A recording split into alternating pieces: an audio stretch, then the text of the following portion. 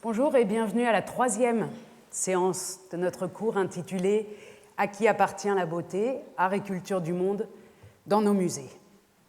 Aujourd'hui, il sera question de l'autel de Pergame, conservé au musée de Pergame à Berlin, dont nous allons voir dans quelles circonstances il est arrivé à Berlin et pour quelles raisons, et ce que ça a fait à l'endroit où il n'est plus.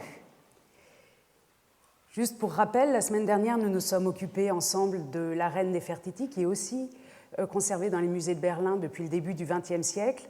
Et les questions qui nous ont occupés étaient de savoir si Néfertiti, si on pouvait répondre à cette question, à qui appartient cette beauté-là, cette Néfertiti, cette tête de Néfertiti, appartient-elle aux Berlinois qui se la sont appropriées de diverses manières, comme cette étudiante déguisée en Néfertiti dans les années 30, à partir du moment où cet objet a été présenté dans les musées de Berlin, ou appartient-elle aux Égyptiens, aux générations précédentes, donc aux descendants de ces enfants notamment, qui, vous vous souvenez, je l'ai évoqué la dernière fois, transportaient le sable des fouilles plus loin.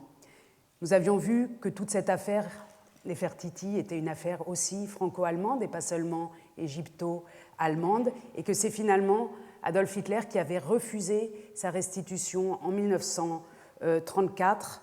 Je vous montre ici un extrait ou une coupure du journal égyptien Bourse égyptienne, rédigé en français du 31 mars 1934, intitulé « Chez les nazis, la reine Néferet Iti restera prisonnière ». Ainsi en décide le chancelier Hitler qui, déclarant en être tombé amoureux, refuse obstinément de la rendre à l'Égypte. Je ne crois pas que l'argument d'Hitler était un argument aussi explicitement libidinal, mais je tiens à retenir cette expression qui fait partie des fantasmes que nous lions à ces questions de patrimoine pour revenir sur une idée que j'avais formulée pendant la leçon inaugurale, qui serait celle selon laquelle la question de l'accumulation patrimoniale dans nos musées, donc que le patrimoine était toujours lié à ce que Saint-Augustin appelait autrefois les 3 libidos, c'est-à-dire les désirs des sens, tout simplement, la libido sentiendi, la libido sciendi qui serait le désir de savoir, et la libido dominandi qui est le désir de domination. Et si on prend ces 3 formes de désir ensemble et qu'on les associe à ces questions de patrimoine qui nous occupent, on voit en quelque sorte que cette triangulation fonctionne très bien. Et aujourd'hui, je voudrais donc passer en quelque sorte de l'amour de la beauté tel qu'il a pu être exprimé ici par ce journal qui cite Hitler à quelque chose qui ressemblerait plus à l'amour du savoir lié à la question donc de cet autel de Pergame. L'autel de Pergame, dit aussi Grand Autel de Pergame ou aussi Autel de Zeus, est un monument architectural, monumental, du IIe siècle avant Jésus-Christ, en marbre, qui mesure environ, dans sa reconstruction actuelle, 12 mètres de haut et qui a des dimensions considérables. Je vais y revenir. Cet autel, pour la question qui nous occupe, est intéressant puisque nous passons entre Néfertiti et cet objet-là d'un objet qu'on peut manipuler facilement, un buste de femme assez léger, à une architecture entière qui va être transportée dans les musées du nord de l'Europe, dans le cas présent à Berlin. Cet autel de Pergame, lui aussi, est revendiqué par les communautés du lieu où il a été pris, c'est-à-dire la ville actuelle de Bergama, en Turquie. Et vous voyez ici un petit groupe d'activistes turcs ou de sympathisants d'activistes turcs installés sur les marches de l'autel de Pergame à Berlin et qui portent chacun une lettre qui ensemble forment la phrase « L'autel de Bergame appartient à… » Enfin, l'autel de Zeus, pardon, Zeus, l'autel de Zeus appartient à Bergama, la ville actuelle de Turquie.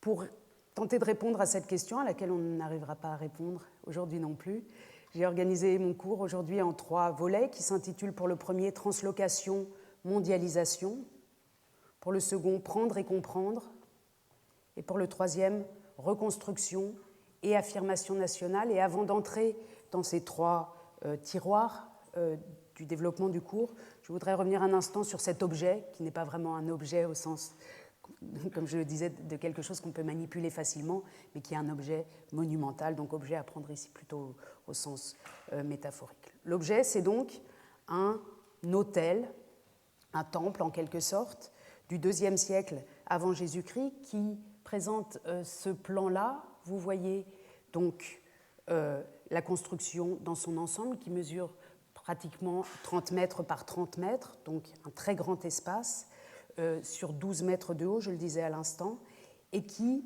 est, donc là on le voit de haut bien sûr, qui est desservi par une vingtaine de marches qui montent à un second étage et qui est entouré, c'est ce que j'ai marqué en bleu ici, d'une frise, et c'est cela en fait l'hôtel de Pergame tel qu'il est présenté à Berlin, l'original, d'une frise qu'on appelle la gigantomachie, une frise en marbre, qu'on appelle la gigantomachie, et qui représente le combat des dieux contre les géants. On ignore qui est l'auteur de cette frise, on ignore la date exacte à laquelle elle a été sculptée, on ignore beaucoup de choses de cet objet ou de cette frise qui est aujourd'hui à Berlin et qui a fait l'objet, depuis sa trouvaille à la fin du XIXe siècle, de recherches très intensives et de publications très nombreuses. Simplement pour que vous fassiez une idée de cette frise monumentale, ici une reconstruction par un artiste contemporain nommé Azizi de ce qu'elle a pu être avant d'être retrouvée sous forme de fragments seulement. Et quelques aperçus des fragments tels qu'on peut les voir aujourd'hui à Berlin. Ils ont été nettoyés, enfin, très, très nettoyés dans les années 30. Ils ont donc une couleur de marbre très blanc actuellement. Vous voyez ce sont des panneaux de marbre qui ont une épaisseur maximale d'une cinquantaine de centimètres et qui peuvent être transportés sous forme de panneaux. Je le dis maintenant pour que vous compreniez ce qui va se passer après. Dès l'origine, ils étaient montés comme ça sur l'autel de Pergame. En voici un autre fragment et un troisième. Ce combat du dieu contre des dieux, donc d'où son autre nom, autel de Zeus, ce combat des dieux contre les géants, et aussi à prendre au sens métaphorique d'un combat du royaume de Pergame contre ses ennemis. Nous allons le voir dans un instant. Alors le royaume de Pergame, ça se situe dans l'actuelle Turquie. J'évoquais le nom de Bergama, que j'ai marqué ici d'une étoile jaune, dans l'actuelle Turquie, qui est ici marquée en rouge et dont, vous le savez, les frontières, en tout cas les frontières de l'Empire ottoman, ont beaucoup changé. C'est important pour nous de comprendre qu'on est dans une continuité territoriale, mais pas dans une continuité d'État-nation, avec des frontières qui seraient restées les mêmes depuis l'Antiquité, bien sûr. Pendant l'Antiquité, à la période qui nous occupe, quand cet hôtel de Pergame est bâti à Pergamum, le royaume de Pergame est un royaume situé en face de la Grèce. Vous repérez ici la Grèce, en Asie mineure, donc, du côté de la Turquie. Un royaume qui s'est fondé après la mort d'Alexandre le Grand et qui n'a cessé de prospérer jusqu'à son apogée, l'apogée de sa prospérité, et justement au IIe siècle avant Jésus-Christ, quand est construit cet hôtel. Je n'entre pas dans les détails. Plus tard, Pergamon devient une province, Pergame, le royaume de Pergame, une province romaine. Il est christianisé. On verra dans un instant ce qui se passe. Je vous transporte là-bas. Attention, ça bouge un peu.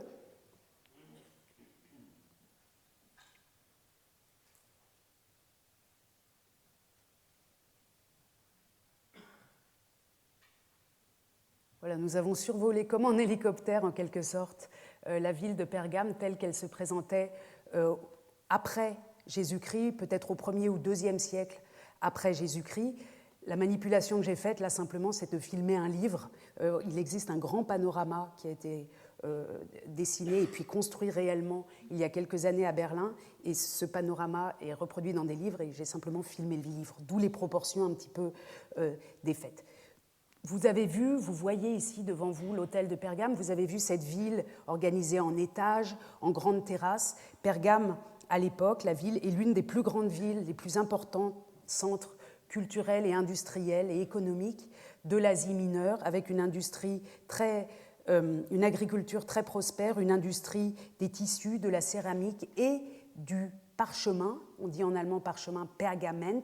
Ça vient de cette ville, en tout cas c'est comme ça que le veut la légende, cette ville qui possédait une immense bibliothèque, pratiquement aussi grande que la bibliothèque d'Alexandrie. Donc pour situer simplement l'objet qui nous occupe, nous sommes face à un monument immense, situé dans une ville très importante d'Asie mineure, ville d'Asie mineure, vous allez le voir, que nous connaissons ou que vous connaissez pour ceux qui sont familiers de la Bible grâce à l'Apocalypse, puisque dans l'Apocalypse, souvenez-vous, sont adressées 7 lettres aux églises d'Asie mineure, dont une lettre à l'église de Pergame, qui commence ainsi, je vous le lis.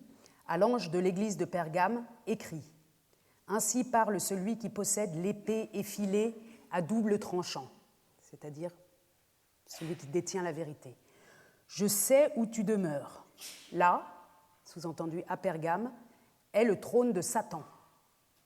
Mais tu tiens ferme à mon nom et tu n'as pas renié ma foi, même au jour d'Antipas, mon témoin fidèle qui fut mis à mort chez vous dans ce pays de Satan. » Le message est clair, Pergame, au IIe siècle, au 1er siècle après Jésus-Christ, est considérée comme la ville de Satan, et jusqu'à aujourd'hui, certains considèrent que ce n'est pas seulement la ville de Satan, mais que c'est cet autel de Pergame qui est l'autel de Satan, ce qui explique sa venue à Berlin, etc., etc. Si vous voulez vous amuser sur Internet à voir toutes les théories liées à sa présence aujourd'hui, ou en tout cas dans les années 30 pendant le nazisme à Berlin, en lien avec cette histoire de Satan, on trouve beaucoup de littérature un peu fantaisiste, mais en tout cas, nous avons une source historique qui associe Pergame à Satan, sans qu'on puisse dire si véritablement ce trône, cet autel, était l'autel de Satan. Ce que nous dit ce texte de la Bible, c'est simplement que Pergame était encore sous le christianisme une ville où étaient entretenus les cultes païens très largement. C'est-à-dire qu'il y a une multiplicité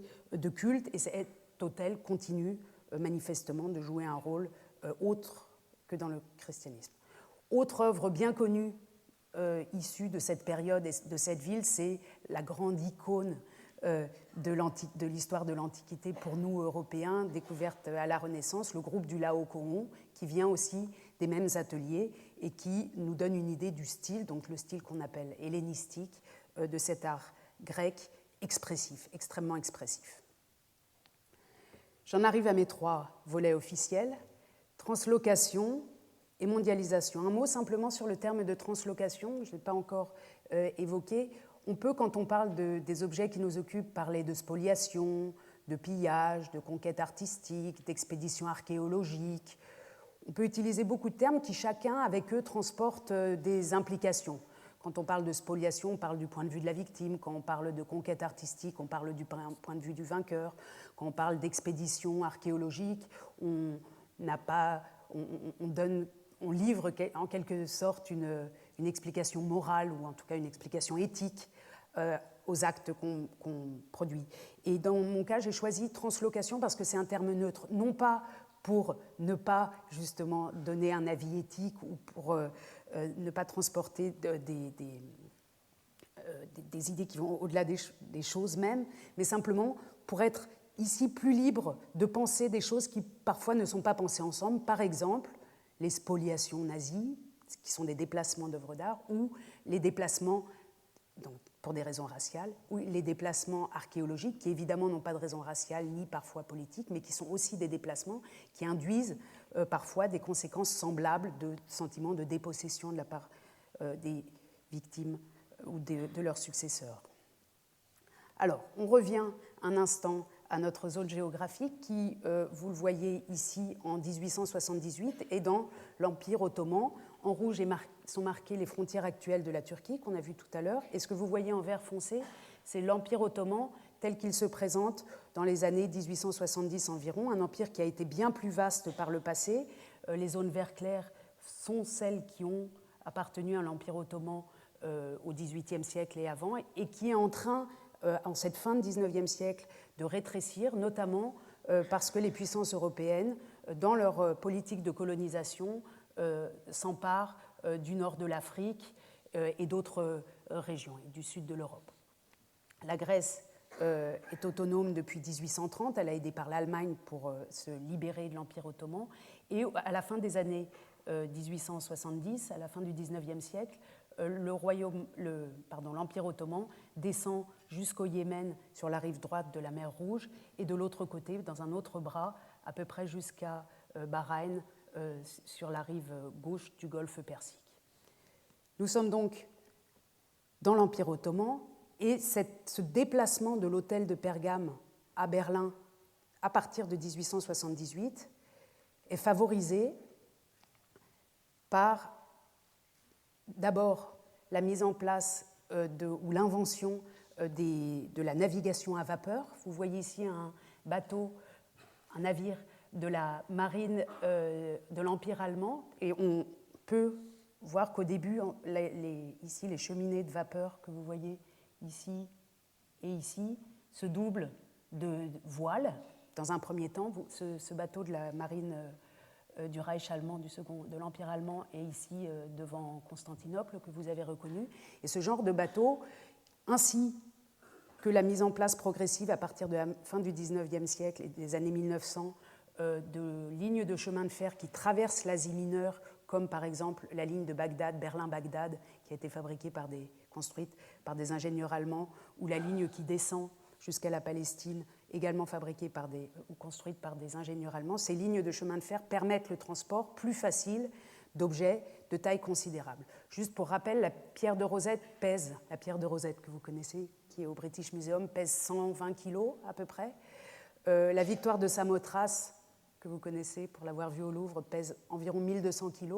Donc on peut imaginer combien ces monuments antiques transportés en entier d'Asie mineure ou de l'Empire ottoman en Allemagne demandent une infrastructure considérable pour être déplacés. Dans le cas qui nous occupe, ce sera un bateau de la marine militaire allemande qui transportera nos fragments jusqu'à Berlin. Le déplacement de l'hôtel de Pergame à partir de 1878, pas de l'hôtel entier, j'y reviendrai dans un instant, des frises de l'hôtel de Pergame en 1878 de Pergame à Berlin, intervient dans un contexte de grande activité archéologique dans les colonies en général et en particulier dans l'Empire ottoman. J'ai marqué ici quelques endroits, quelques lieux où ont eu lieu des fouilles très impressionnantes, très spectaculaires, des fouilles de monuments entiers. Je les nomme pour que vous ayez une idée du caractère finalement pratiquement normal de transport d'un tel monument à l'époque. Ce transport de monuments entiers commence dans les années 1840. Les Français et les Britanniques sont les premiers à avoir l'idée de transporter des monuments entiers. À Xanthos, par exemple, est trouvé, alors sous forme de fragments, le temple des Néréides, aujourd'hui conservé au British Museum et reconstruit au British Museum. J'ai mis quelques photos de leur état aujourd'hui dans nos musées. Il faut imaginer que ces objets arrivent sous forme de fragments dans nos capitales, donc transférés au British Museum dans les années 40. Les fouilles célèbres aussi opérées par Londres et par le British Museum dans les années 1850 à Nimroud, en Mésopotamie, qui mettent au jour notamment ces temples entiers qui sont eux aussi transférés à Londres. Autre exemple, la fouille très spectaculaire de Troyes, du site historique de Troyes, par l'allemand Heinrich Schliemann, qui trouve notamment le trésor de Priam, qui est en or massif, c'est une histoire bien connue. Hop, Berlin. Les fouilles d'Olympie, opérées en 1875 par une équipe d'archéologues allemands, qui sont un cas exceptionnel. On reviendra dans un instant sur les raisons pour lesquelles ça s'est passé comme ça, mais qui restent à Olympie et qui sont aujourd'hui visibles dans le musée d'Olympie. Les originaux restent sur place. Vous voyez ici le bas-relief du temple de Zeus restent sur place à Olympie dans un musée créé exprès pour présenter les originaux, tandis que des moulages sont pris sur place et transférés dans les musées d'Allemagne. À Milet, en 1899, commencent les fouilles de la ville avec la grande porte du marché de Milet qui part à Berlin, comme vous savez, où elles sont encore. Dernier exemple, la porte d'Ishtar, l'une des 8 portes de Babylone, fouillée à partir de 1899 également par une équipe allemande, et transférée à Berlin. C'était l'avant-dernier exemple. Le dernier concerne la façade de Mshata dans l'actuelle Jordanie, qui était la façade d'un château arabe dit des Omeyyades, qui a été transféré justement qui a été offert en cadeau en échange de la construction de cette ligne de chemin de fer que j'évoquais tout à l'heure, qui descend ici, qui a été offert à l'Allemagne et qui se trouve aujourd'hui au musée d'art islamique à Berlin. Dans ce contexte-là, donc, interviennent les fouilles du site de Pergame. Alors, comment ces fouilles ont-elles lieu? Comment sont-elles régulées? Elles interviennent, vous voyez, à partir de 1878, à un moment où l'Empire ottoman n'a pas encore bien fixé son règlement sur les antiquités. Je vous montre ici le règlement sur les antiquités de la version de 1907, la troisième version, ici. Mais en 1874 et 1884 avaient déjà été publiés de premiers essais de règlement. Ça arrive finalement assez tard dans le contexte mondial. Les premiers règlements sur les antiquités datent des années 30, de 1834, et concernent la Grèce, et a été écrit en Grèce. Comme vous le savez, la Grèce était aidée par les Bavarois, par le roi de Bavière, a été écrit par des Allemands, et ici, on verra dans un instant qui est l'auteur de ce texte-ci. Ce règlement sur les antiquités stipule qu'on ne peut pas sortir d'antiquités de l'Empire ottoman sans autorisation. C'est un long texte avec beaucoup d'articles qu'on peut lire d'ailleurs avec grand intérêt. Alors l'effet que produit la publication de ce règlement sur les antiquités en 1884, c'est-à-dire quelques années après le début des fouilles à Pergame, est très intéressant. J'ai trouvé ici un document publié par le grand archéologue Salomon Reinach dans ses Chroniques d'Orient, qui écrit la chose suivante, je vous le lis, juste pour qu'on comprenne un petit peu dans quel contexte idéologique et dans quel, en allemand on dirait Selbstverständlichkeit, avec quel naturel l'Europe considère que l'Empire ottoman, ou en tout cas ce qui s'y trouve sous terre, finalement lui appartient. Je vous lis donc cette Chronique d'Orient, qui est une chronique régulière que publiait Salomon Reinach dans la presse archéologique. Pendant le séjour de 5 mois que nous avons fait en Tunisie, les découvertes archéologiques se sont succédées dans l'Orient grec avec une rapidité extraordinaire. Il écrit ça en 1884, dans cette période où vraiment tout l'Orient, tout le Moyen-Orient, l'Asie mineure est envahi par les archéologues en quelque sorte. Donc, progrès extraordinaire. Il n'est guère de semaine où les journaux d'Athènes et de Constantinople, les correspondances adressées de ces villes aux différentes revues de l'Europe, n'aient signalé le commencement de fouilles nouvelles ou le résultat heureux des explorations commencées. Puis, dans le passage en blanc, il explique que bientôt il va décrire ces nouvelles explorations. Mais, dit-il, aujourd'hui, en 1884, nous devons nous borner à faire connaître un document tout à fait moderne, mais dont l'influence peut être très considérable sur les découvertes de documents anciens. Nous voulons parler du règlement nouveau concernant les fouilles en Turquie, dont une traduction apparut dans un journal français de Constantinople, La Turquie, 1er, 3 et 4 mars 1884. On verra que les conseillers archéologiques de la Sublime Porte ne se sont pas mis en frais d'imagination. Ils se sont contentés de reproduire, avec des modifications insignifiantes, les lois restrictives et prohibitives appliquées en Grèce depuis plus d'un demi-siècle.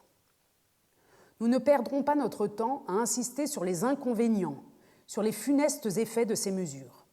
C'est une tâche dont nous nous sommes acquittés ailleurs, sans ménagement et sans réticence, parce que nous savions que ces mesures étaient sur le point d'être adoptées, parce que nous voulions tenter un effort pour intéresser les lettrés de l'Europe à la défense de leur patrimoine, également menacé par le régime du laisser-aller, c'est-à-dire du pillage, et par celui de la prohibition, qui n'entrave que les recherches régulières. Nos espérances ont été déçues. Le règlement élaboré par Hamdi Bey, c'est-à-dire ce règlement qu'on a vu tout à l'heure pour l'Empire ottoman, n'a pas provoqué la moindre protestation diplomatique. Tac, si j'appuie là, ça va dérouler. Et la presse savante de l'Europe s'est même abstenue de le signaler. Nous n'imiterons pas ce silence, qui peut sembler une approbation tacite, et sans mettre en doute la pureté des intentions qui ont inspiré les antiquaires ottomans, nous regretterons pour eux et pour nous qu'ils aient pu faire triompher des idées systématiques aussi contraires, nous en avons donné la preuve, aux intérêts de l'archéologie et de l'art. Pour résumer simplement, nous sommes face à un grand archéologue français qui parle au nom de l'archéologie, du savoir, du progrès des arts, et qui se désole que maintenant, comme en Grèce depuis 1834, maintenant, un demi-siècle plus tard, en 1884, les antiquités ottomanes soient protégées aussi. Il est désolé car il considère, comme ses collègues allemands, britanniques, etc., que l'archéologie ne peut être faite que par des professionnels qui, à son sens, n'existent pas encore véritablement dans l'Empire ottoman. Et ce qui s'ajoute ici à la fin du XIXe siècle, c'est non seulement que ce sont des archéologues professionnels européens qui peuvent mener ces recherches, mais que ces recherches se mènent beaucoup mieux si on déplace, non seulement si on fouille, mais si on déplace les objets trouvés dans les endroits, dans les centres du savoir archéologique, c'est-à-dire Paris, Berlin et Londres, où sont les universités, les académies, etc., que Constantinople, à l'époque, n'a pas ou n'a pas dans la mesure que les ont ces capitales européennes qui ont une longue tradition. Ça, c'est le point de vue de l'Européen. Les articles qui agacent particulièrement Salomon Reinach au nom d'autres archéologues sont l'article 5, qui signale qu'il est absolument interdit d'enlever les matériaux gisant à terre et détachés des antiquités, d'appliquer des échelles ou échafaudages contre les monuments en vue de les mesurer, de les dessiner, d'en prendre des moulages ou pour tout autre motif, et de se servir de ces monuments soit en partie, soit en entier, en guise d'habitation, de dépôt de grains, de paille et de foin, ainsi qu'en guise de réservoir d'eau, d'auges, de fontaines, etc., bien que ces destinations eussent pu ne pas les détériorer. On voit bien que cet article s'adresse à la fois aux populations locales, qui ne doivent pas utiliser ces monuments antiques pour y abreuver leurs animaux, mais elle s'adresse également aux scientifiques, qui ne doivent pas toucher ces objets pour les étudier. Ça exaspère l'archéologie occidentale. Article 8, il est absolument défendu d'exporter à l'étranger des antiquités découvertes dans l'Empire ottoman. Ça aussi, 1884, c'est assez nouveau. Ce décret est en train d'être formulé dans les années 80, mais au moment où Pergame est découverte en 1800, l'hôtel de Pergame, la frise de l'hôtel de Pergame est découverte autour de 1870, ce n'est pas encore fixé. Article 9, un permis officiel pour pratiquer des fouilles et extraire des antiquités peut être accordé à un individu ou au nom d'une société scientifique. Ce permis sera accordé dans des conditions limitées qui sont énoncées dans le présent règlement.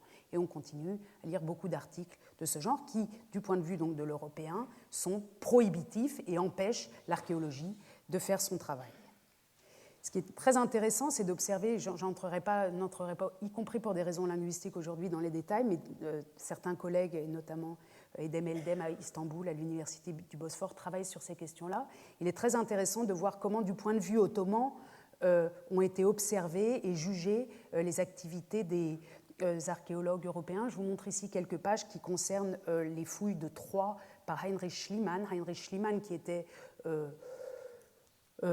soupçonné de voler tout simplement les trésors qu'il y trouvait, et en effet, tout est parti sans réelle autorisation. Une grande partie de ce trésor est partie à Berlin. Alors, revenons à Bergama, en 1878, lorsqu'on est découvert la frise de l'hôtel de Pergame. On est très bien informé de cette découverte grâce au travail scientifique de celui qui l'a découverte, dont le nom est Karl Humann. Vous voyez ici un cahier Aufzeichnungen des Dr. Humann über die Ausgrabungen im Pergamon, donc c'est les notes qu'il a prises de 1878 à 1880, des cahiers de notices avec des remarques variées, d'autres, un rapport ici rétrospectif sur la fouille de Pergame, des lettres à partir de 1878 écrites pratiquement quotidiennement sur l'avancée des travaux, des dessins qui documentent scientifiquement les fragments trouvés, des esquisses, là aussi dès le début des années 80, qui tentent de reconstituer avec la plus grande précision possible la situation urbanistique et topographique de l'hôtel qui se trouve ici, d'après les fouilles menées. Cette carte est également due à Humann. Et puis aussi, daté de 1886, un inventaire des sculptures qui resteront à Pergame. Vous voyez que la fouille commence donc vers 1878 officiellement, à partir du moment où l'autorisation est donnée, et est menée en plusieurs phases jusqu'en 1886 où elle s'achève. Donc on est exactement dans cette période où aussi l'Empire ottoman tente de protéger ses antiquités, mais Humann a une autorisation de l'Empire ottoman. Humann, c'est lui, du côté droit, sur une photographie de l'époque où il a pratiqué les fouilles à Pergame, et sur le côté gauche, une statue idéalisée, monumentalisée du Entdecker des Pergamon-Altars, que vous voyez écrit en dessous. Donc c'est Karl Humann, le découvreur de l'hôtel de Pergame. Karl Humann, c'est un ingénieur des ponts et chaussées, quelqu'un qui est en Asie mineure à ce moment-là, jeune homme, pour fabriquer des routes. Il travaille avec son frère et il est en quelque sorte archéologue amateur, et en travaillant à Bergama, il trouve un fragment qu'il envoie dans les années 60 déjà à Berlin aux archéologues compétents qui ne s'intéressent dans un premier temps pas tellement à sa trouvaille. Il faut quelque temps avant qu'ils les convainquent de venir voir sur place l'intérêt de cette découverte et que les musées de Berlin l'aident à obtenir les autorisations nécessaires avec la diplomatie du Reich allemand. Voici quelques esquisses aquarelles réalisées avant le début des fouilles par un artiste qui avait été amené par Humann pour documenter les fouilles. On voit bien ici la situation d'acropole de la ville, à ville antique, mais qui est recouverte et dont on ne voit pratiquement plus rien. La rivière en contrebas qui mène à une trentaine de kilomètres jusqu'à la côte, jusqu'à la mer. Et puis le début des fouilles qui interviendra un peu plus tard. Avant que Humann ne commence son travail avec une équipe d'une quinzaine de personnes, son travail de fouille, on a déjà trouvé quelques fragments à Pergame au XVIIe siècle, et ce sont des voyageurs anglais, ou plutôt des émissaires anglais envoyés pour trouver des objets précieux, qui avaient trouvé 2 fragments qui ont été expédiés au XVIIe siècle en Angleterre, où ils ont été intégrés à l'architecture de 2 manoirs, de 2 grandes propriétés qui appartenaient au comte de Arundel, que vous connaissez peut-être comme collectionneur d'antiquités. Donc, certains fragments qui ont été retrouvés seulement au XXe siècle avaient été déjà envoyés au XVIIe siècle en Grande-Bretagne, en Angleterre. Voici ici aussi dessiné à partir de 1879 par le même artiste l'avancée des fouilles. Donc on voit ici les archéologues en train de travailler qui ont déjà trouvé quelques statues monumentales et en haut le reste de la cité antique. Autre prise, un autre point de vue, ici aussi les archéologues travaillent et on voit que l'Antiquité est en train d'émerger du sol grâce à ce travail en 1800, le dessin est daté de 1879.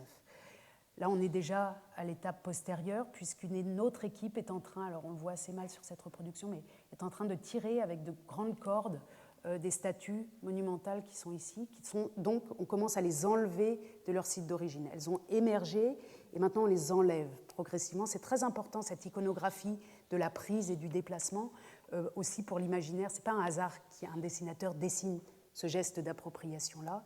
Et plus clair encore, toujours en 1879, le premier déplacement sur des chariots à bœufs, ici, des chariots attelés de bœufs, donc traditionnels à ce moment-là en Asie mineure, qui transportent les fragments, qui vont les transporter sur cette route chaotique jusqu'à la mer, où ils sont récupérés donc par des navires militaires de l'Empire allemand, puis transférés à Berlin. Toute cette opération est menée dans une logique scientifique. Il ne s'agit pas d'humilier, on n'est pas dans un cas de prise de guerre, il ne s'agit pas d'humilier un pays conquis, etc. C'est simplement l'idée scientifique qu'on va fouiller une région antique et la faire émerger, et au passage, on se sert des objets, mais ces objets ne sont pas des trophées en quelque sorte, ils font l'objet d'un travail de documentation. Vous voyez ici de très beaux dessins assez grands qui datent eux aussi, qui sont aussi de 1878 et 1879, donc très précoces, dessinés par Karl Humann, l'ingénieur lui-même, qui tente déjà de remettre les fragments qu'il a trouvés dans le bon ordre. Donc vous retrouvez ces plaques qu'on a vues tout à l'heure, et lui tente de reconstituer cette frise qui était autour de l'autel de Pergamon, et cette idée de reconstitution de la frise ou de l'autel de Pergame en général va être le moteur de toute cette entreprise. Donc on a trouvé des fragments, mais maintenant il faut les remettre ensemble. C'est le grand projet lié à cette fouille de Pergame. Voilà une autre esquisse, vous la voyez ici aussi, datée de décembre 1878. Donc très tôt, l'idée qu'on va reconstituer ces fragments, les remettre ensemble, est présente dans l'esprit des scientifiques.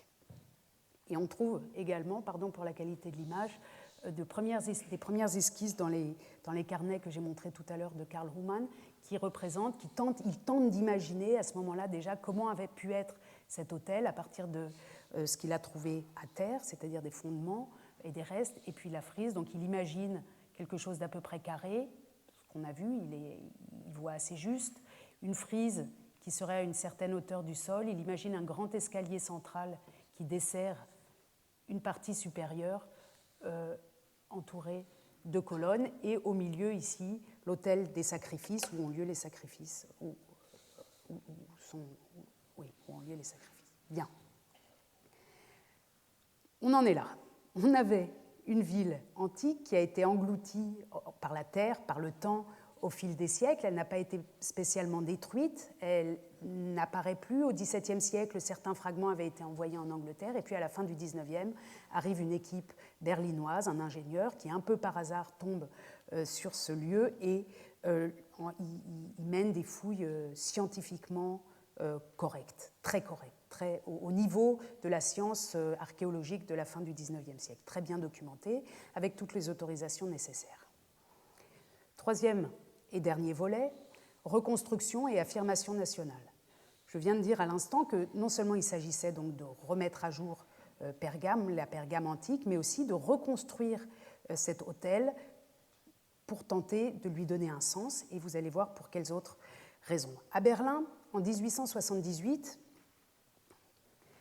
je rappelle simplement que Berlin, en 1878, est la capitale de l'Allemagne unifiée pour la première fois. Vous savez qu'avant 1871, l'Allemagne est une marqueterie de petits États, la Bavière, la Hesse, etc. Et qu'en 1871, l'Allemagne est unifiée, ça devient l'Empire.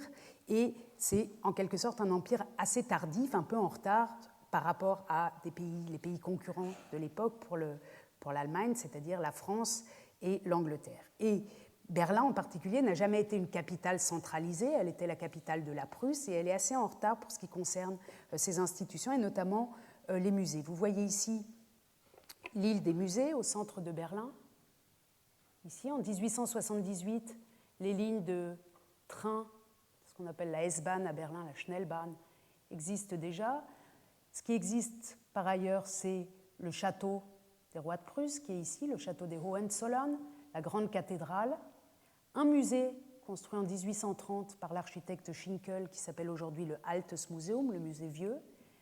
Derrière ici, un musée qui s'appelle le musée neuf, Neues Museum, qui a été construit dans les années 1850.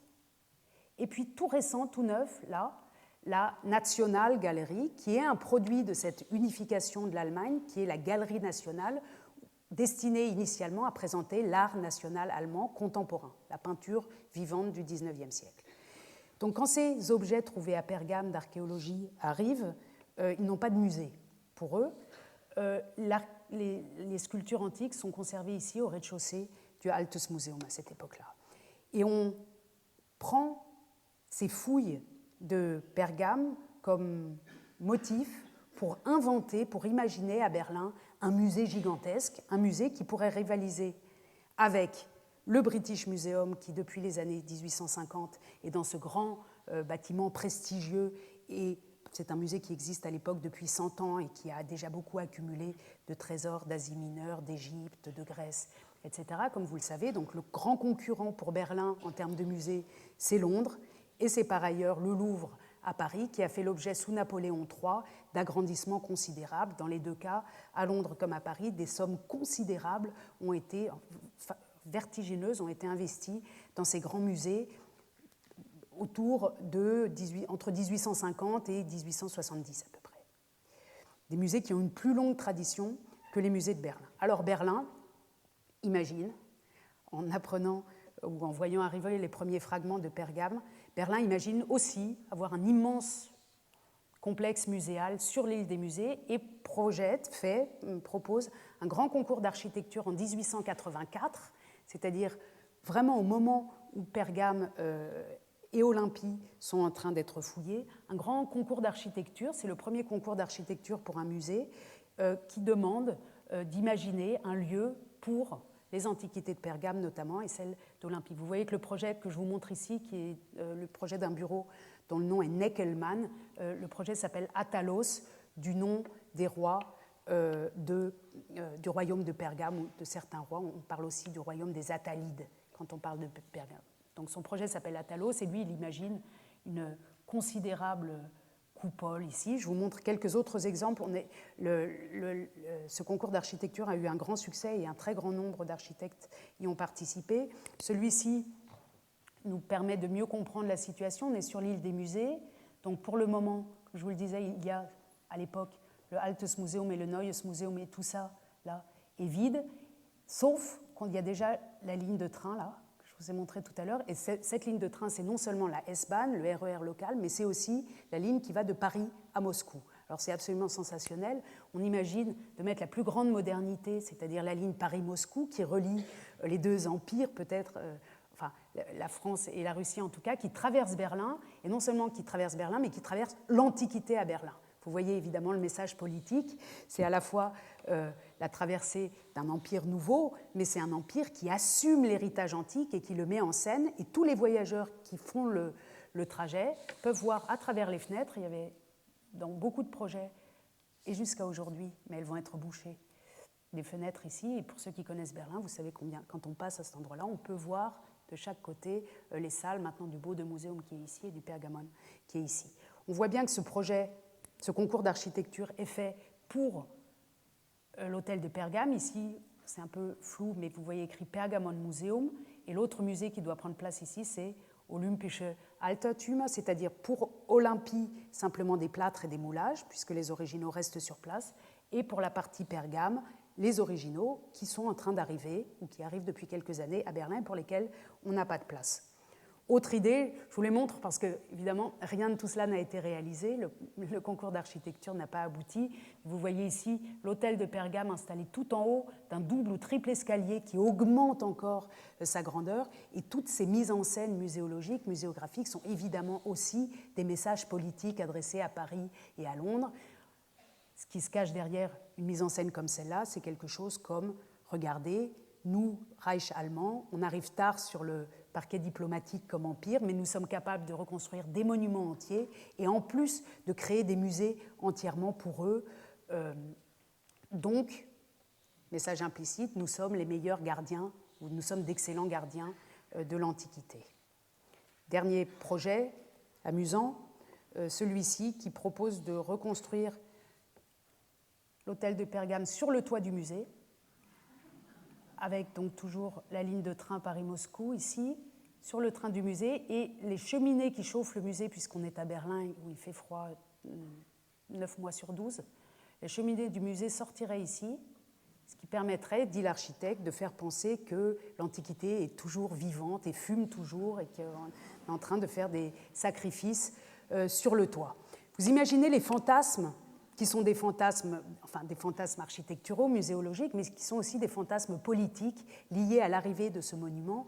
Et je pense que ces quelques exemples nous montrent combien ici, archéologie et politique, et enjeux politiques et enjeux diplomatiques vont main dans la main en cette fin de XIXe siècle. Mais tout ça, ce n'est qu'un concours qui ne sera pas réalisé, et cette pointe d'île reste désespérément vide jusqu'en 1930. Tandis que les fragments de Pergame sont arrivés. Alors, dans un premier temps, ils sont exposés dans le Altes Museum, dans le musée des Antiquités de Schinkel, construit en 1830. Vous les voyez ici, exposés donc pas dans une logique de reconstruction de la frise, mais comme des fragments isolés. L'effet sur le public et sur l'histoire de l'art est considérable de l'arrivée de ces fragments en Europe. Le grand historien de l'art, Jakob Burckhardt, qui visite Berlin en 1880, au moment où ils sont exposés pour la première fois, leur consacre de nombreuses pages et des lettres à des amis. Il écrit notamment « Tout est plein d'une furieuse véhémence et du plus grand style. Tout cela met l'histoire de l'art sans dessus-dessous. » C'est-à-dire qu'on découvre à Berlin, c'est-à-dire en Europe, un art grec qui est très différent de l'art classique des Grecs qu'on connaissait avant, qu'on connaît notamment avec les frises du Parthénon. Tout d'un coup, arrive quelque chose de violent, d'expressionniste dans l'univers berlinois, et les historiens de l'art qui travaillent depuis des décennies, depuis Winkelmann en fait, à écrire les époques de l'histoire de l'art, tout d'un coup voient leur catégorie bouleversée, et Burckhardt lui-même dit plusieurs fois qu'il faut réécrire complètement à ce moment-là l'histoire de l'art. En 1901, enfin, c'est-à-dire 20 ans après l'arrivée des premiers fragments à Berlin, est construit un musée provisoire. Alors vous imaginez que les archéologues n'en peuvent plus d'attendre. Ils ont déjà depuis l'origine des idées sur la reconstruction éventuelle de cet hôtel, de l'ordre dans lequel on pourrait mettre les choses. Ils font une grande pression auprès des autorités, et finalement en 1901 est construit un petit musée sur l'espace vide que je vous ai montré tout à l'heure, qui va être un musée qui ne tient que 7 ans, de 1901 à 1908, mais qui fait l'effet d'une révélation pour toute l'Europe, pour toute l'opinion publique en Europe. Vous voyez ici un reportage dans La Science illustrée de 1902 où c'est un long article. Je vous montre simplement la mise en scène donc, de l'hôtel de Pergame reconstitué dans ce petit musée. Alors pas reconstitué complètement. On a une moitié de l'hôtel ici, un escalier qui monte de chaque côté, la frise avec les originaux qui parcourent le tour, la lumière du jour bien sûr, puisqu'il faut que tout ça soit éclairé comme si c'était à l'extérieur, comme si c'était en Grèce, comme si on n'était pas dans un musée. Et là, il y a une dialectique entre dedans et dehors, l'architecture à l'intérieur du musée qui est extrêmement intéressante et qui est aussi une performance architecturale pour la construction d'un musée. Et dans tout ça, il faut bien se rappeler que les originaux sont simplement ces fragments ici, de la frise, tandis que tout le reste est reconstruit, imaginé, avec des matériaux modernes. Cette mise en scène que je vous montre ici sur une autre illustration, qu'on voit donc de l'autre côté, tient compte des fragments, mais l'espace est assez étriqué, on a assez peu de recul ici, et c'est la raison pour laquelle on ne peut pas bien voir dans toute sa monumentalité, dans toute sa grandeur, cet objet rapporté par l'archéologie allemande, prussienne, et c'est pour ça que ce petit musée sera détruit très vite, au bout de 6-7 ans. Mais, dans les 6-7 années où il est là, il impressionne notamment, et aussi Guillaume Apollinaire, qui passe à Berlin en 1901, à l'âge de 20 ans, avec une famille allemande où il est professeur, où il enseigne le français à l'enfant de la famille.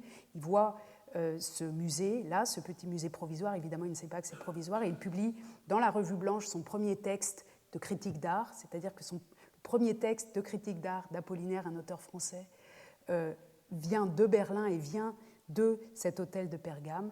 Il le publie et note, je vous le lis, je ne résiste pas, c'est un court texte, ici, que je vous lis, si vous voulez bien, en presque entier. Le Pergamon à Berlin. Berlin est une ville affreuse et commode. Tout ce qui tend à lui donner l'aspect d'une capitale est d'un goût détestable. Au reste, n'importe laquelle des villes de l'Empire est plus intéressante que cette cité sans église. N'est-elle les châteaux des environs, quelques tableaux de l'ancien musée et le Pergamon récemment ouvert, un voyage à Berlin serait inutile. L'édifice, appelé Pergamon, situé derrière l'ancien musée, contient les trouvailles rapportées des fouilles de Pergame et surtout la fameuse gigantomachie qui décorait l'autel du temple de Jupiter. On a reconstitué cet autel et ce travail a demandé 23 ans aux savants berlinois. Mais que cela est beau!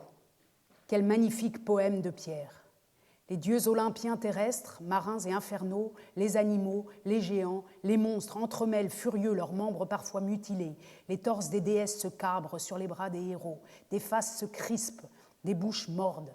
Cette œuvre que des artistes sculptèrent dans la pierre de grain très gros sent tellement sa divinité que le voyageur, oubliant la foule des visiteurs à moustaches en crocs et des femmes laides, espère l'heure où mugiront les taureaux des hécatombes. On voit vraiment quelqu'un qui est plongé dans l'Antiquité par cette reconstruction. Et cette reconstruction, il faut s'en souvenir, est la première reconstruction d'un monument d'architecture entier dans un musée en Europe. 7 ans plus tard, ce petit musée est détruit et enfin, à partir de la veille de la Première Guerre mondiale, quelques années avant la Première Guerre mondiale, se met en place un très grand chantier pour construire le Pergamon qu'on connaît aujourd'hui, le musée de Pergame qu'on connaît aujourd'hui. C'est dans cet emplacement ici, vous voyez une photo du chantier, ici c'est la pointe de l'île des musées et c'est ici que prendra place l'hôtel de Pergame. Autre vue, après sa construction, le musée de Pergame ici, juste pour vous repérer par rapport au plan de tout à l'heure, donc l'île des musées est là, on voit l'Âge-Pré, les 2 bras de l'Âge-Pré. Ce musée-là qui a été construit en 1904, qui s'appelle aujourd'hui Bode Museum, et ici, le musée de Pergame. Alors ce musée est inauguré en 1930, 9 ans après la Seconde Guerre mondiale. Les travaux durent plusieurs décennies parce que tout ça est construit sur de l'eau, c'est très mou, ça s'enfonce, c'est très compliqué. Il est inauguré en 1930, c'est-à-dire pour fêter le 100e anniversaire de l'île des musées à Berlin, puisque le tout premier musée que j'évoquais tout à l'heure, celui-ci, date de 1830. Donc on a un événement en fait, de l'histoire des musées, mais qui est évidemment aussi un événement de l'histoire politique de l'Allemagne, qui est fêté avec la construction de ce musée, qui alors vraiment est suivi, cet événement de l'ouverture du musée de Pergame est suivi par l'Europe entière. Vous voyez ici, donc, dans la presse, un article intitulé Le Pergamon ressuscité, Das wiedererstandene Pergamon, avec des photos de ces frises reconstruites. Un détail ici. Et ce musée est d'autant plus spectaculaire qu'en 1930, ils sont reconstitués aussi dans d'autres salles, la porte de Ishtar, que j'évoquais tout à l'heure, et la rue de la procession de Babylone, et par ailleurs les trouvailles de Milet en Asie mineure. Donc on est dans un bâtiment gigantesque qui reconstitue en taille à 100% en quelque sorte des originaux ou avec des éléments originaux, une antiquité rêvée mais dans laquelle on peut marcher, on peut se déplacer comme un grand décor de cinéma fait avec des originaux. Ce type de reconstruction-là en 1930 n'existe nulle part ailleurs en Europe. On le connaît un peu par les expositions universelles qui avaient inventé des temples égyptiens un peu de carton-pâte ou peint ou fait en papier mâché parfois ou en plâtre. Ici, on est avec de la vraie antiquité reconstituée par la science archéologique allemande. L'effet est considérable. Ça devient, ce musée, l'un des pôles d'attraction touristique de Berlin. Je vous montre ici des prospectus qui ont été publiés à des centaines de milliers d'exemplaires au moment des Jeux Olympiques de 1936 pour le monde entier. Donc, ce sont des petits flyers, des petits prospectus dans toutes les langues. Allemagne, le musée de Pergame, Alemania, le Museo de Pergamo, Germania, le Museo del Pergamo, et même en brésilien, enfin en portugais, pour les Brésiliens qui viendraient dans le cadre des Jeux Olympiques, une brochure en portugais. Ici, on est alors en 1936, entre-temps, le musée a été inauguré en 1930, en 1933 arrive le national-socialisme et élu Hitler chancelier du Reich, et ce musée va être instrumentalisé politiquement, comme il l'avait été d'ailleurs sous les régimes précédents, mais cette fois dans le cadre de l'idéologie nazie. Un peu avant, en 1932, j'ai inversé mes diapos, même Charlie Chaplin visite le musée de Pergame incognito lors de son voyage à Berlin en 1932, où il est suivi partout par la presse, et ici un photographe a fait une photo rapide de lui devant les frises, où il semble en contemplation. Alors cet hôtel reconstitué, ça ressemble à cela. Là, c'est une photo contemporaine de l'état actuel, mais qui reprend, enfin, ou qui est dans la continuité de la reconstruction des années 30. Vous voyez que c'est donc une salle de dimension considérable.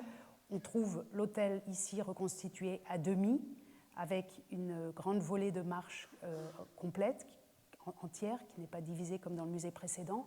Et ce qui paraît absurde quand on y va, et si vous y êtes allé, vous l'aurez senti, absurde et à la fois très fort, c'est que comme la salle n'est quand même pas assez grande pour contenir une reconstruction, en tout cas les archéologues et les gens de musée n'ont pas décidé de faire ça, n'ont pas fait ce choix. Donc ils ont décidé de reconstruire simplement la moitié avec cet escalier, et tout ce qui aurait dû être derrière, qu'on aurait pu voir en faisant le tour de l'hôtel, est déployé ici, c'est-à-dire dans la salle. C'est-à-dire, quand vous êtes face à cet escalier et que vous vous tournez comme ça, vous voyez tout d'un coup, au lieu de devoir faire le tour de l'hôtel comme vous l'auriez fait pendant l'Antiquité. Alors l'effet sur le public est très fort. Je vous montre deux extraits, l'un positif, l'un négatif, de visiteurs français, de journalistes français qui ont visité ce musée, l'un en 1929, juste avant l'ouverture, et l'un en 1932, 2 ans après l'ouverture. Le premier est un reportage publié dans l'Illustration d'un journaliste qui s'appelle Louis Gillet. Il écrit « L'effet est inouï. Il est peut-être excessif, car enfin on embrasse d'un regard, on reçoit d'un coup, pour ainsi dire, le choc total d'une masse sculptée qui se répartissait autrefois sur les 4 faces de l'autel. Le spectateur antique devait faire le tour du monument dont il ne pouvait embrasser à la fois plus du quart. Ici, les 4 faces s'additionnent, précipitent simultanément d'un mouvement accéléré sur le spectateur chancelant leur bourrasque, leur tempête des dieux, de dieux et de titans. On demeure d'abord étourdi comme dans le vent d'une avalanche. Aperçus ainsi, dans le tonnerre et le tumulte de leurs épisodes, dans l'enchevêtrement de leurs formes, dans le mouvement furieux du drame qui les emporte, on subit comme une trombe le poids de cette force héroïque, de cette cohue divine. Dans ce duel où les êtres célestes et les éléments révoltés, on croit voir la Grèce, comme au temps de ses origines, aux prises avec l'Asie, avec le monstrueux essaim de chimères, de dragons, de guivres, de griffons, dont la nuée impure peuple les songes de l'Orient. Donc là encore, on est face à quelqu'un qui fait une entrée totale, immersive, dans un monde entier grâce à cette reconstruction muséale. Je continue à lire une partie de son reportage qui est très long et qui est intéressant pour la dimension muséologique et politique liée à cette reconstruction. Quoi qu'il en soit, écrit Gillet, cette mise en scène est une révolution en muséographie. Il ne s'agit plus d'aligner les chefs-d'œuvre comme des objets de vitrine, mais de leur restituer la vie monumentale, leur puissance physique. Tous les directeurs de musées devront prendre désormais des leçons à Berlin. Il ne sera plus permis au British Museum d'exposer dans une cave les restes du mausolée et de présenter dans une galerie étouffée, comme les ossements détachés d'un fossile, les débris augustes du Parthénon. On rougira de voir les dieux relégués dans un débarras. Ce système a été appliqué avec une audace de grand style par monsieur le professeur Wigand, le directeur du musée qui avait proposé cette reconstruction. Où est le temps où l'on ne craignait pas de mutiler un monument pour en arracher une figure ou un détail décoratif ? Ce sont des monuments entiers qui ont été transportés d'un seul bloc à Berlin. L'architecture devient Museumsfähig, objet ou gibier de musée. Un jour, on exposera la colonnade du Louvre. Monsieur le professeur Wigand me fait toutefois observer qu'il est pur de tout vandalisme. Il n'a détruit ou dégradé aucun monument existant. Ce sont des ruines exhumées de terre qu'il a ressuscitées et patiemment recomposées, à peu près comme on a procédé pour les nouvelles fouilles de Pompéi, où la cendre tamisée sur place a rendu au jour les éléments de la vie domestique et jusqu'à l'atmosphère de la ville ensevelie. Donc ici, on voit bien combien un projet scientifique, ou en tout cas présenté comme un projet scientifique, et qu'il est vraiment un projet de reconstruction, devient un modèle muséal lié à un discours national. Les Allemands nous montrent le chemin, il faudra que les Français et que les Anglais suivent ce chemin. Ça, c'est une voie. L'autre, beaucoup plus critique, est celle d'un auteur qui s'appelle Albert Flamand, qui a visité Berlin en 1932 et qui décrit à son tour ce musée tout récemment ouvert. Dans les salles du rez-de-chaussée, si vastes qu'un géomètre seul pourrait leur attribuer une dimension, au plafond entièrement vitré, à la hauteur d'un 4e ou 5e étage, les vestiges, la frise de Pergame ont été reconstitués dans le même esprit exactement que les horizons et les brasseries ou terrasses du Haus Vaterland. Ça, c'est une critique très claire. À la même époque, à Berlin, il y avait de très grands complexes gastronomiques, des grands cafés, des grands restaurants, où on pouvait traverser les chutes du Niagara, en quelque sorte, des grands paysages qui étaient reconstitués. Lui, il se plaint que cette antiquité soit rabaissée au niveau d'un décor, en quelque sorte, de restaurant. À l'aide d'un fragment de corniche de quelques centimètres de largeur, on a reconstitué des mètres de corniche. On a refait des colonnes titaniques, dont on ne possédait qu'un fragment de la base et une partie de chapiteau. La frise fameuse des guerriers combattants et des chevaux a été restaurée dans le même esprit sur une base de pierre cyclopéenne, sous un entablement démesuré. De fameux docteurs n'ont pas remplacé les bras et les jambes emportés par la rafale des siècles passés sur ces ruines, mais ils les ont incrustés dans une composition destinée à donner à l'ensemble, dès l'entrée, l'aspect primitif. L'effet est insupportable, disproportionné, sans grandeur et sans signification. Cette salle semble avoir été aménagée pour une représentation de quelque tragédie mise en scène par un entrepreneur de ciment armé. Le grand défaut de l'allemand, nous venons d'y toucher, il croit à ce qu'il reconstitue, comme il croit au nombre. Il refait les siècles, il camoufle le passé, il éclaire d'une dure étincelle de magnésium la nuit des âges engloutis dans la mort, et il se figure sincèrement leur restituer le soleil et la vie. Là aussi, un discours politique, esthétique et politique contre cette esthétique de la reconstruction. D'ailleurs, c'est un discours qu'on retrouve jusqu'à aujourd'hui, puisque, comme vous le savez, à Berlin, beaucoup de bâtiments historiques sont en train d'être reconstruits actuellement, et les discours sur les reconstructions sont des discours très vifs actuellement. On pourrait les comparer avec ce qui se passe en France sur le roman national. En Allemagne, on parle peu du roman national, mais on reconstruit à l'ancienne. Et c'est une tradition dont on voit qu'elle a été vivement discutée. J'ai presque terminé. Je vous montre ici ce qui est advenu de ce monument après, dans la deuxième moitié du XXe siècle. Vous voyez ici la célèbre photo qui représente la prise de Berlin à la fin, en mai 1945, par l'armée rouge, par les soviétiques, qui sont les premiers à entrer dans Berlin, où l'île des musées a servi pendant la guerre de lieu militaire, et l'hôtel de Pergame avait été évacué, les plaques de la frise avaient été protégées, évacuées pendant la guerre, mises à l'abri, et elles sont saisies, prises avec des milliers d'autres objets à Berlin et emportées à Saint-Pétersbourg et à Moscou. Donc vous voyez, si on résume en quelque sorte le trajet de ce monument, du IIe siècle avant Jésus-Christ. Du IIe siècle avant Jésus-Christ, à la fin du XIXe, il était sous terre à Bergama, donc dans l'Empire ottoman. Quelques fragments ont été emportés au XVIIe siècle en Angleterre. Le plus gros, à la fin du XIXe, à Berlin. Et en 1945, par l'armée rouge, à Saint-Pétersbourg. Saint-Pétersbourg qui restitue l'hôtel de Pergame en 1959 à sa république sœur, la RDA, la DDR. Comme vous le savez, à ce moment-là, Berlin n'est pas encore... le mur a été construit seulement en 1961, mais Berlin est déjà partagé en zones. Et comme vous le voyez ici, l'île des musées est sous cette étoile rouge, et l'île des musées se situe dans le secteur soviétique. Donc en 1959, le mur n'existe pas encore, mais la frontière est déjà existante, et l'Union soviétique restitue à la DDR, à la RDA, ce monument. Là aussi, un acte très politique, très important, qui est en quelque sorte une manière de dire à la DDR et à l'opinion publique mondiale que la Russie est bonne et qu'elle rend à son vassal, en quelque sorte, un objet de l'Antiquité extrêmement important. Et c'est très important pour Berlin à ce moment-là, pour Berlin-Est, de reconstruire ses musées, de refaire un centre culturel. Et à partir de 1959, vont être remises en place, tout le musée va être reconstruit, et sont remises en place les plaques de l'hôtel de Pergame, qui devient un motif qu'on retrouve alors ici sur une boîte d'allumettes, ou bien sûr, toujours, sur les timbres de la Deutsche Demokratische Republik en 1959, toute une campagne. Voilà. Et cet objet venu de la nuit des temps, qui a été transporté par l'Empire allemand au XIXe siècle dans une logique aussi scientifique, mais aussi d'affirmation nationale et de concurrence nationale européenne, devient ici l'une des icônes de la RDA et le musée le plus visité par le monde de l'Est, y compris par les Cubains quand ils vont à Berlin. On a beaucoup de descriptions de l'hôtel de Pergame dans les années 70 et avant, par des Cubains notamment.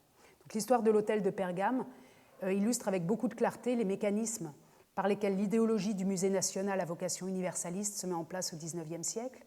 Tout au long du siècle, les rivalités internationales au sujet des antiquités jouent un rôle déterminant dans la politique impériale des nouveaux États-nations. Cette course au chef-d'œuvre s'accompagne d'une intense réflexion muséographique, comme on l'a vu, qui montre combien le musée est devenu au XIXe siècle et est resté jusqu'à aujourd'hui un élément clé de l'imaginaire architectural des capitales. À Londres, Paris ou Berlin, la création ou l'aménagement des grands musées s'accompagne d'un investissement idéologique des collections. La politique culturelle des États repose sur un nationalisme muséal qui dépend de la capacité financière et politique et scientifique à accumuler ces symboles nouveaux de l'universalisme occidental. C'est aussi au musée que la communauté des citoyens, qu'ils soient du Reich allemand, qu'ils soient français, qu'ils soient britanniques, qu'ils soient de RDA, écrit son histoire, ordonne son passé et sa mémoire. Elle le fait, dans le cas qui nous a occupés, aux dépens des régions d'où proviennent historiquement les œuvres. Aujourd'hui, depuis 2014, le musée de Pergame est à moitié fermé, puisqu'il doit être l'hôtel de Pergame, enfin cette partie-là en particulier, doit être restaurée. Il était annoncé une réouverture pour 2019. Tout récemment, la réouverture a été réajustée à 2023.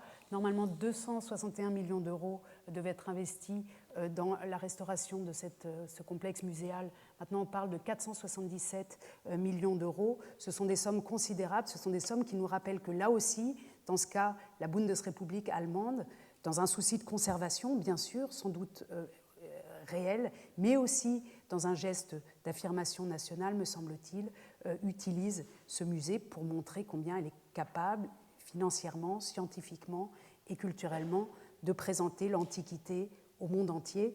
faut penser que de l'autre côté, exactement de l'autre côté à Berlin, est en train d'être construit le Humboldt Forum pour 600 millions d'euros qui va accueillir les collections ethnographiques. À Pergame, sur le lieu même, est installée depuis quelque temps une maquette qui rappelle que ce musée... qui nous dit tout. Je vous remercie. Ah, pardon, la semaine prochaine, nous retrouvons avec l'agneau mystique de Van Eyck. Je vous remercie.